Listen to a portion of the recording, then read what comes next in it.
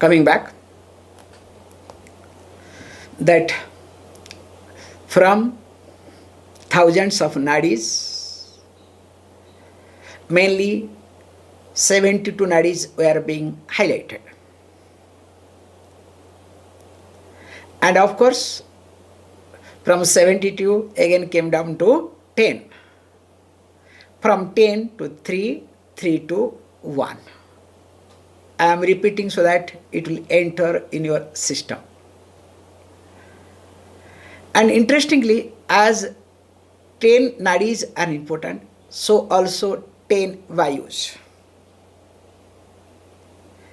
And even though 10 vāyus are important, but we all know mainly 5 traditionally, culturally, especially when you do parisechanam or when you do offer naivedyam to the Lord deity. That's why you might have seen Prāṇa, Apāna, because with the mudra it will be shown. Finally, Brahmane Swaha. I hope you remember this, okay? So, culturally, from 10 people know only 5. But interestingly, from 5, so-called yoga people know only 3. So, generally, when they know 3, in fact they know 2, they don't know 3 also, okay? Sorry, I made a mistake. They know only 2. So, they call Prāṇa and Apāna. Whereas, when a common person knows only one thing, that is called Vayu, that is called Prāṇa Vayu.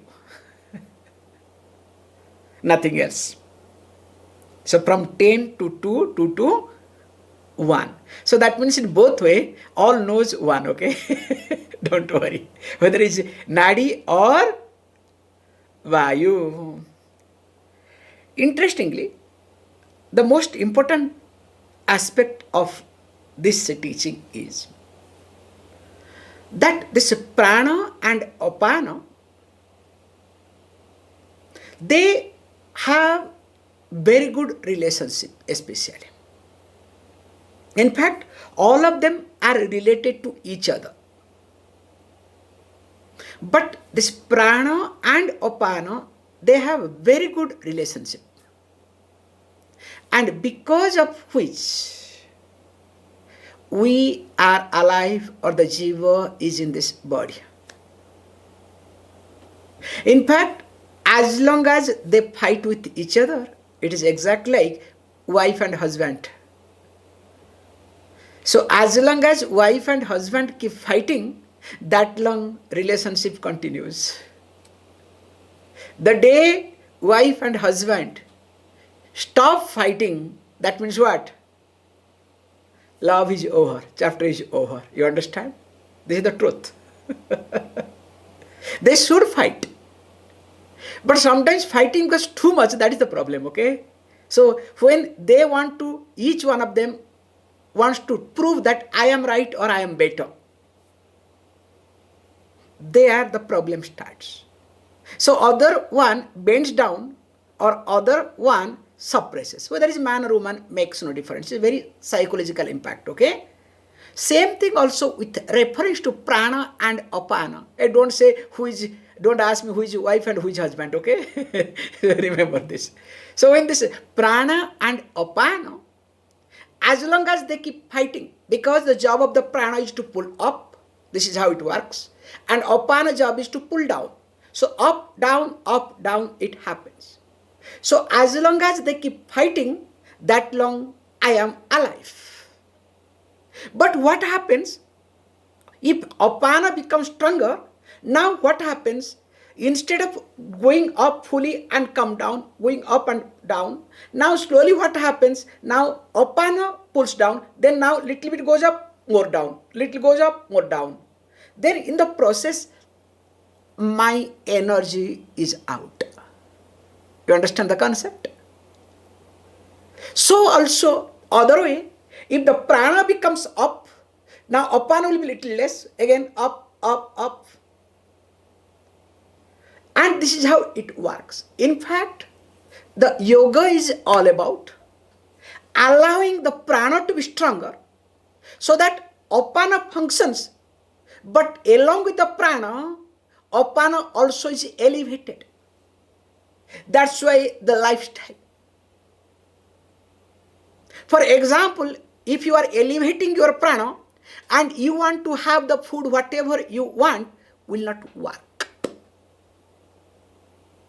Because when you want to have food the way you want, just example sake, I would like to say, or you want to have food after night 10 o'clock, whatever you want, just example sake, or whoever cooks, whatever gives, or fridge food, then what happens? Now, even the prana is up, now this will affect apana. Now, there will be two options for you. Either your system will not support or your prana will fall down. That's why the person becomes sick. And especially yogis, those who practice yoga, they are very careful with reference to food and lifestyle.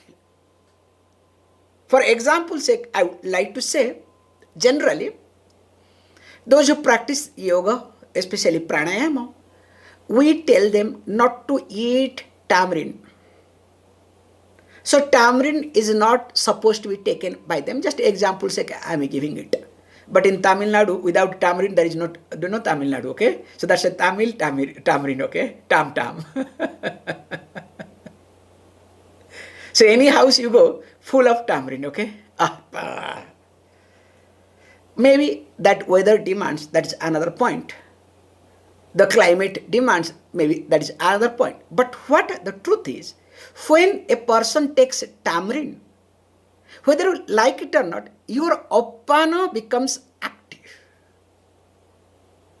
So when apāna becomes active, then automatically your prana cannot lift or uplift apāna. So with this background, now let us look at a few verses so that it becomes easier. Last time we saw this. Now he says, verse number 36, Akshipto bhujadandena yathochallati kandukaha prāṇapāna samakṣiptaha tatha jīvo na tisthati. So he gives a beautiful example of a ball, rubber ball. So what we do, if you put that rubber ball on the ground, so what happens? So you just drop it. The moment you drop it, it keeps hitting ground, again come up, hit, come up. As it starts hitting and going up, down, only that much you look at. So also prana and apāna. So that means they keep doing their job. So when they keep doing their job, and because they are doing their job, that's why we are alive. And our job is to allow them to do their job. That's why a yogi will not waste time in anything, especially where apāna vāyu to release takes long time. For example sake, I would say openly. For example, suppose if a person is having lot of constipation.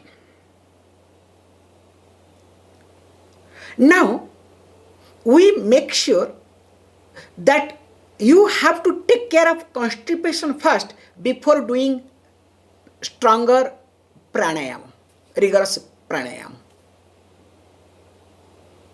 Like whether you take water or you take something so that, or you take this different type of fiber food to make sure you should not have constipation. Imagine, with constipation, somebody does pranayama continuously. What will happen? It will be worse or not? So what will happen? You eat and you are inside the toilet, okay? It will not work. And somebody, the moment eats, always in toilet. That's another group, okay? The moment you eat, now I have to go to toilet. So both are not good. In short, the lifestyle has to be in such a way that it should support my prana in short. That's why I have to do that. Whatever will support my prana. If anything does not support my prana, it is better not to do. That's why prāṇa pāna samakshipta yatha tatha jīva na tisthati. So that means what? Look, the jīva is what happens, always starts moving with these two. And jīva is never stable because keeps moving, and it moves such a fast way. That is how it keeps. Now, next verse he says, beautiful verse, which is really nice, that prāṇa pāna vaset jīvaha ह्यदश्चोर्धं च धावते वामदक्षिणमार्गेण चञ्चलत्वात् न दृश्यते.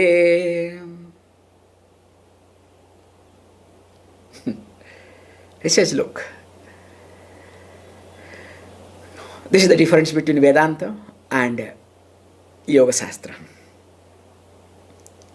In Vedanta, we say very carefully that mana eva manushyanam karana bandha mokshaya. So there we highlight mainly that the mind is everything,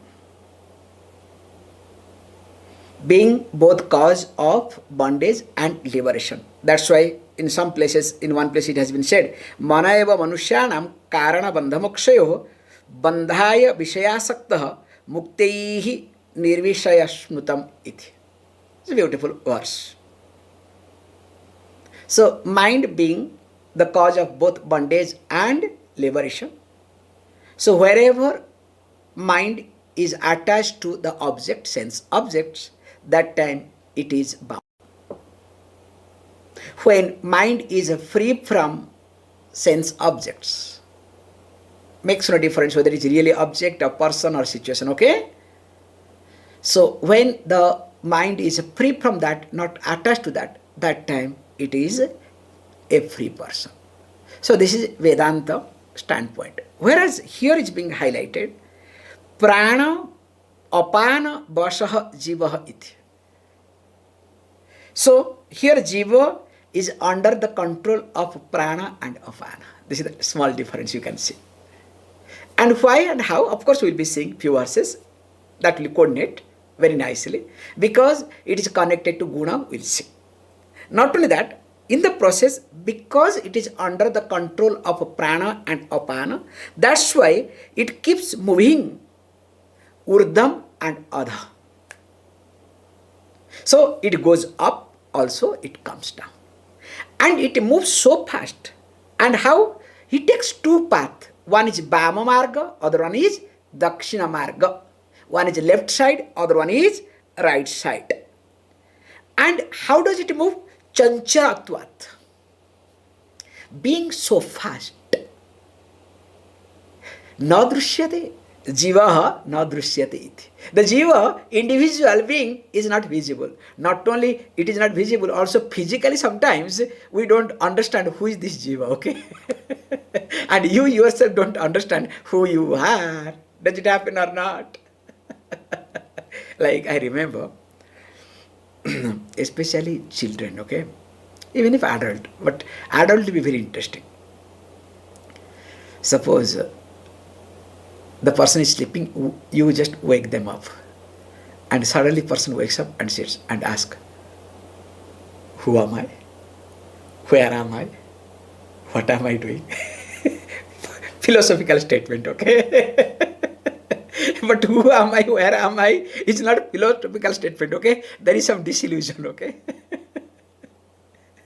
However, so here it says, not jiva here especially, therefore remains unseen. Who is unseen? The jiva, the individual. That's why if a person says, why jiva is not visible? Because it moves very fast. And that too, how it moves very fast? Being under the spell of prana and apāna. And when a jiva is under the spell of both prana and apāna, definitely that jiva cannot regulate prana and apāna. That's why our whole process is, I have to regulate my prana and apāna, not I have to be regulated by my prana and apāna. This is the difference. So how it happens? Continuing. Rajubadho yatha svenaha gatopyakrusyate punah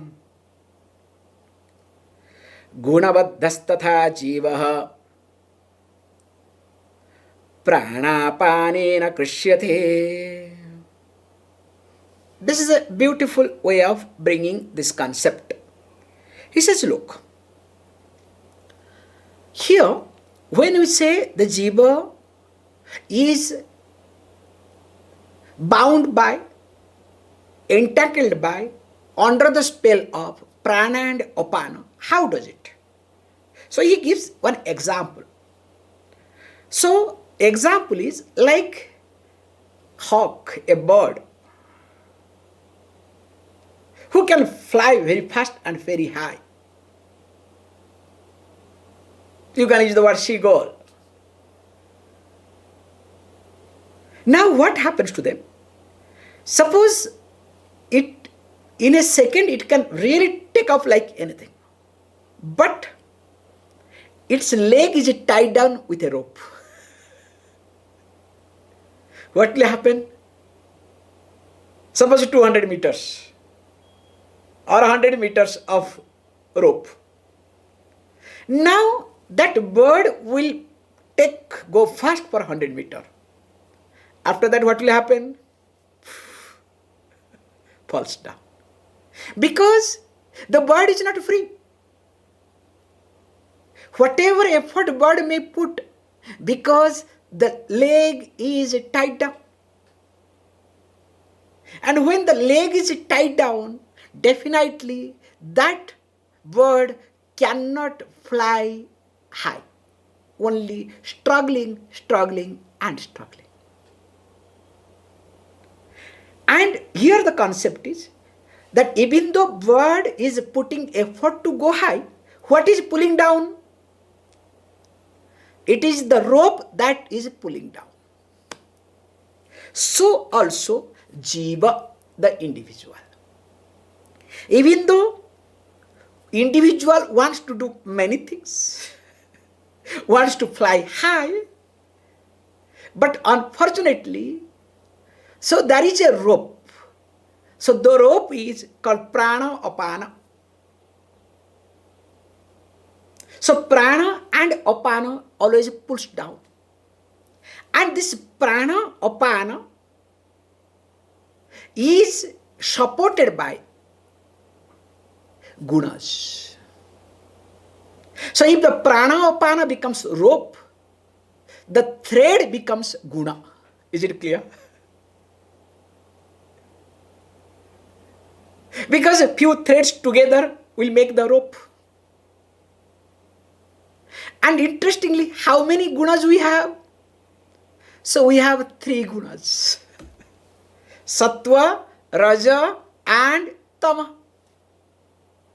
So these 3 gunas joined together, now that becomes Prāṇa, Apāna, Rajju. That's why based on your guna, your prana is functioning. Is it clear?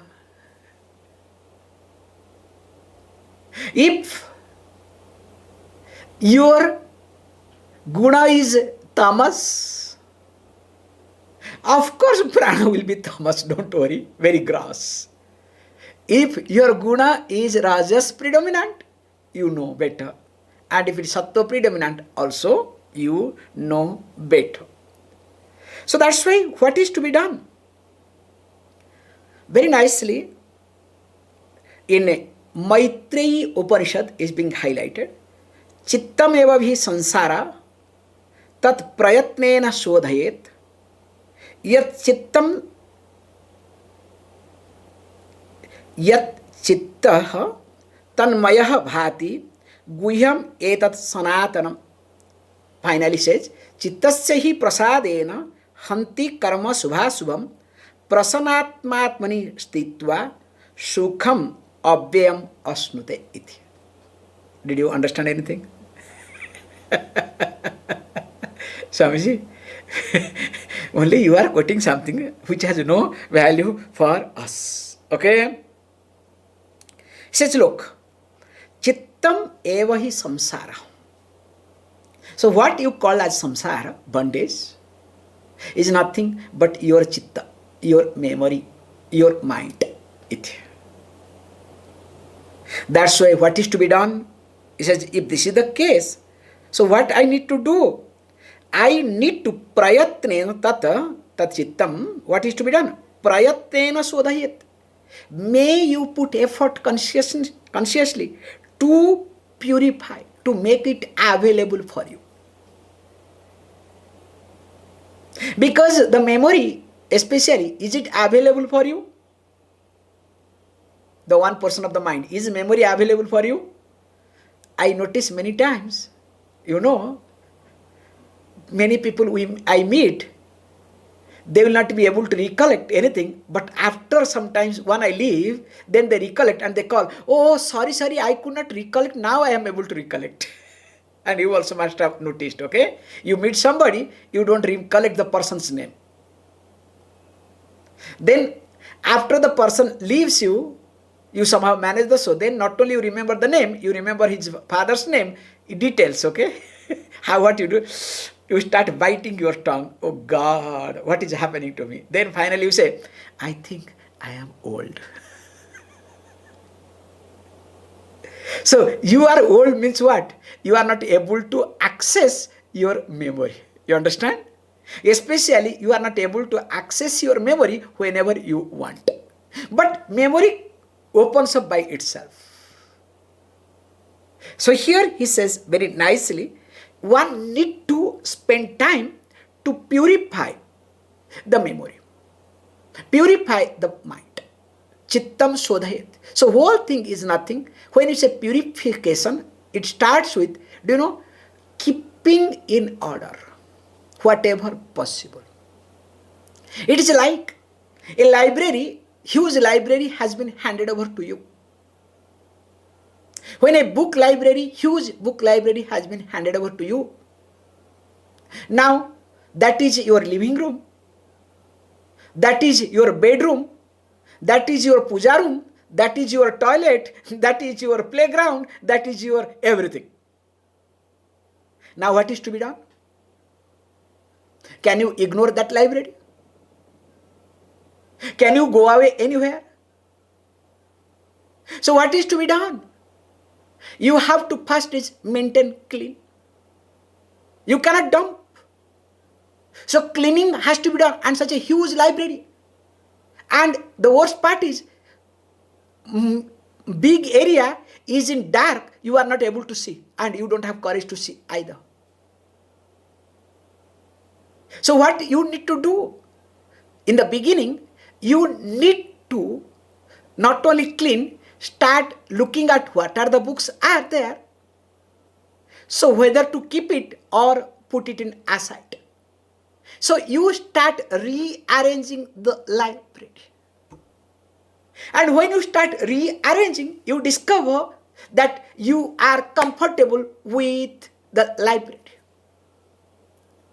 As this library is an example, so also we have thoughts. How many thoughts we have, we do not know. That's why we don't think thought comes. And all the thoughts that comes because there is a pointer in us. What is the pointer? Remember this point very carefully. How the pointer comes? It's like how you store the data in your hard disk. Does the memory stored in your hard disk in one place? Never.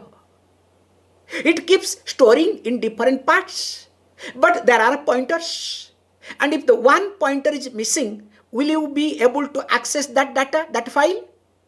We'll say file is corrupted. You understand? That's why when you want to access some memory, you are not able to access. And interestingly, we say that is called subconscious mind. There are many things happens, like for example, this is what I always say, in a 2 GB of hard disk, just 2 GB, okay, not 2 TB, 2 GB of hard disk, I'm still old fellow, okay, 2 GB of hard disk, how much data can you save?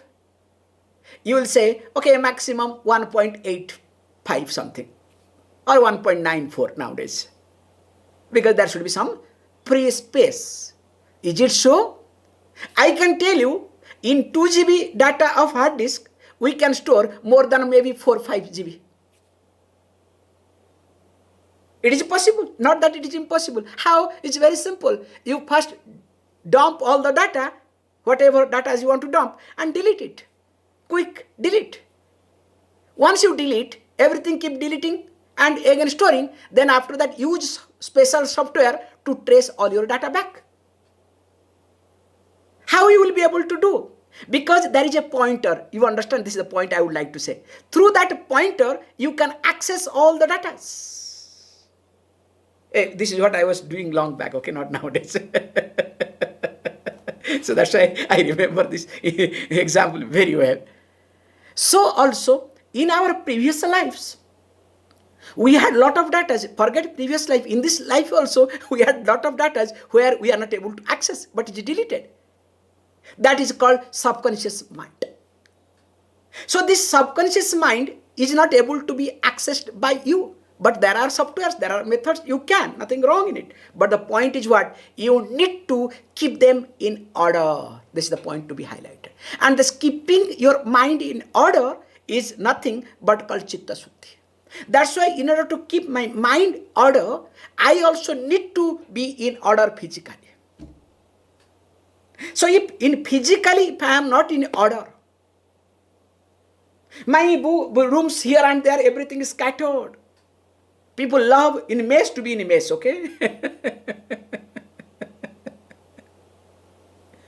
Remember, it's not going to work. That's why when we practice yoga, first thing we learn, live with as less as possible. Live with as minimum as possible.